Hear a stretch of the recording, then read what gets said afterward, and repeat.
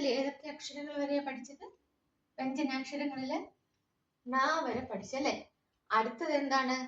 ഈ ണ വരെ എല്ലാവരും പഠിച്ചോ? പഠിച്ചെങ്കിൽ കമന്റ് ചെയ്യണം കേട്ടോ. പിന്നെ നിങ്ങൾ ചെയ്യുന്ന കാര്യങ്ങൾ, വർക്കുകൾ കാണണമെന്നുണ്ടെങ്കിൽ അതും കമന്റ് ചെയ്യുക. ഇനി എക്സ്ട്രാ ക്ലാസ് നിങ്ങൾക്ക് വേണമെങ്കിൽ അതും കമന്റ് ചെയ്യുക കേട്ടോ. ഇനി അടുത്ത ലെറ്റർ എന്താണ്? അടുത്ത അക്ഷരം എന്താണ്? ഈ ത. ത, ഥ, ദ, ത, ന. ത എങ്ങനെ എഴുതുന്നത് നോക്കാം അല്ലേ. സ്ലേറ്റും പെൻസിലും ഒക്കെ എടുത്ത് റെഡി ആയിട്ടിരുന്നു കേട്ടോ. കണ്ടോ, ഇതാണ് ത. ഇതെന്താണ്? ത. ഇത് കഴിഞ്ഞിട്ട് നമുക്ക് രണ്ട് ലൈനിൽ എങ്ങനെ എഴുതുന്നതെന്ന് നോക്കണം കേട്ടോ. നമ്മള് സ്വരാക്ഷരങ്ങൾ നമ്മൾ അങ്ങനെ എഴുതി കാണിച്ചിട്ടുണ്ട് അല്ലേ. വ്യഞ്ജനാക്ഷരങ്ങൾ തീർന്നിട്ട് അത് എങ്ങനെ എഴുതുന്നതെന്ന് കാണിച്ചു തരാവേ.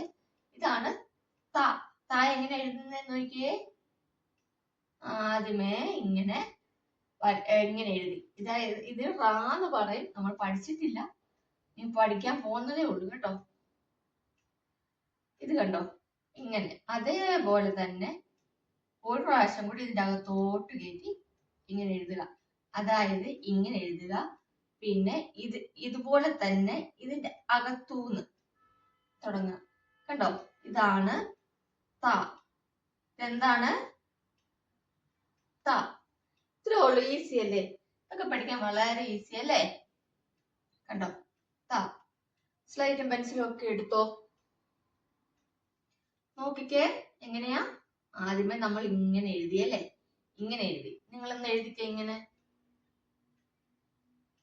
എഴുതിയോ?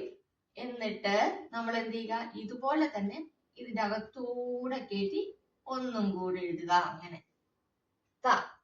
ഇതാണ് ത. ഈസി അല്ലേ മക്കളെ? നോക്കിക്കേ. ത എഴുതുമ്പോ നിങ്ങൾ ഇങ്ങനെ, ഞാൻ നിങ്ങളെ പഠിപ്പിക്കാൻ വേണ്ടിയിട്ടാ ഇങ്ങനെ കൈ വിട്ട് എഴുതി കാണിക്കുന്നത് കേട്ടോ. നിങ്ങൾ എഴുതുമ്പോ എന്ത് ചെയ്യണം? കൈ എടുക്കാതെ എഴുതണം. ഇതാ ത, ത, ത, ത, ത. കണ്ടോ, ഈസി അല്ലേ? മക്കളൊന്ന് എഴുതിക്കേ നോക്കട്ടെ. ഉറക്കെ എന്നിട്ട് പറഞ്ഞ ഇതെന്നെ അക്ഷരമാന്ന്.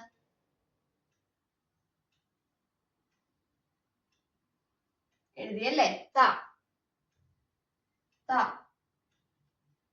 ത. എഴുതാൻ ഈസി അല്ലേ? അപ്പൊ എല്ലാരും ഇരുന്ന് എഴുതി പഠിക്കണം കേട്ടോ. പഠിച്ചിട്ട് കമന്റ് ചെയ്യണം ഞാൻ പഠിച്ചു എന്ന് പറഞ്ഞിട്ട്. അടുത്ത ക്ലാസ്സിൽ കാണാം. എല്ലാരും ഇരുന്ന് എഴുതി പഠിക്കുക. അതേപോലെ ഉറക്കെ വായിച്ചു പഠിക്കുക കേട്ടോ. നിങ്ങള് ഇത് പഠിക്കുമ്പോൾ നമ്മൾ പഠിച്ച അക്ഷരങ്ങൾ മറക്കാതിരിക്കുക. അതായത് ആ തൊട്ടുള്ള അക്ഷരങ്ങൾ മറക്കാതിരിക്കുക. അടുത്ത ക്ലാസ്സിൽ കാണാം. ബൈ.